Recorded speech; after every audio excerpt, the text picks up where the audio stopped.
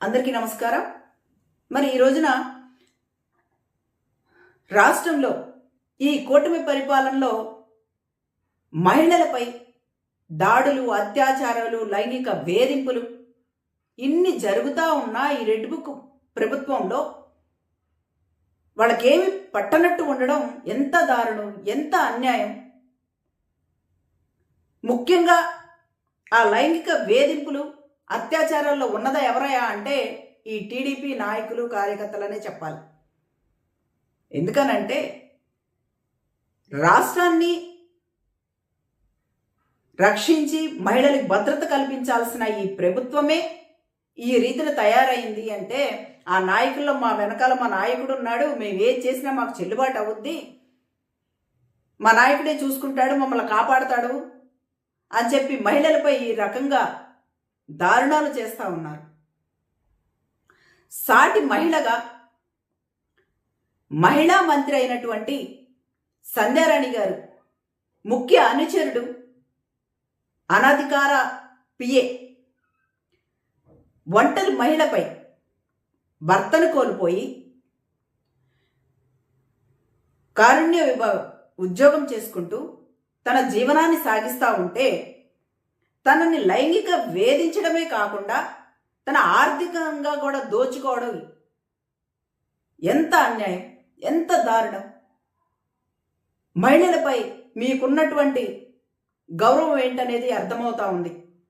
ఇంతటి దారుణం, లైంగికంగా ఇంతగా ఒక చోట కాదు, రాష్ట్రంలో పలు చోట్ల అనేక రకాలుగా వేధిస్తూ ఉన్నారు. ఒక చోట ఉద్యోగం తీసేస్తామని వేధిస్తూ ఉన్నారు, ఒక చోట లంచం ఇవ్వాలి, పైపెచ్చి మా దగ్గరికి రావాలి అని వేధిస్తూ ఉన్నారు.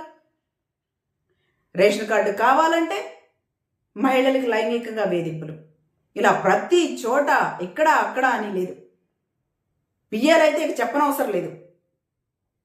ఈ రకంగా తయారైతే మరి మహిళా మంత్రి అయ్యుండి అసలు దీనిపైన ఎటువంటి రీతిలో కూడా నువ్వు స్పందించకపోవడం మహిళా లోకానికి నిజంగా సిగ్గుచేటనే చెప్పాలి సంధ్యారాణి గారు.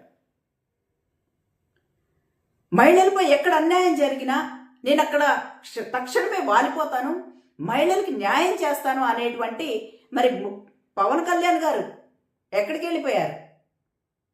ఎటువంటి విధంగా కూడా నోరు మెదపట్లేదు ఈ విషయం మీద. మరి మహిళలు అంటే ముఖ్యమైన గౌరవం ఉంది నాకు, మహిళల్ని ప్రత్యేకమైన ప్రయారిటీ ఇస్తాము అని చెప్పేసి మాట్లాడేటువంటి లోకేష్ బాబు గారు మీరెందుకు నోరు మెదపడం లేదు ఈ విషయం మీద? మరి శ్రీశక్తి అని గొప్పలు మాట్లాడుకొని గొప్పలు చెప్పుకునేటువంటి నారా చంద్రబాబు నాయుడు గారు, ముఖ్యమంత్రి గారు,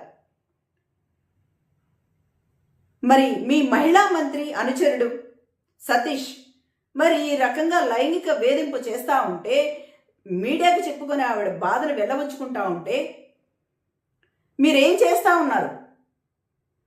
మరి అతన్ని అదుపులోకి తీసుకొని అతనిపై ఎటువంటి చర్యలు మీరు తీసుకోరా?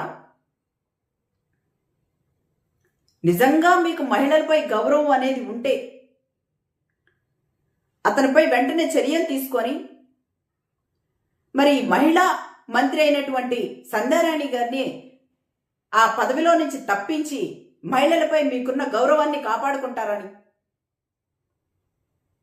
మహిళలందరూ కూడా కోరుకుంటా ఉన్నారు. నిజంగా అది జరగకపోతే రాష్ట్రంలోని మహిళలందరూ కూడా బయటకు వచ్చి ఈ రెడ్ బుక్ ప్రభుత్వం మీద తిరగబడడానికి సిద్ధంగా ఉన్నారని తెలియజేస్తా ఉన్నాం.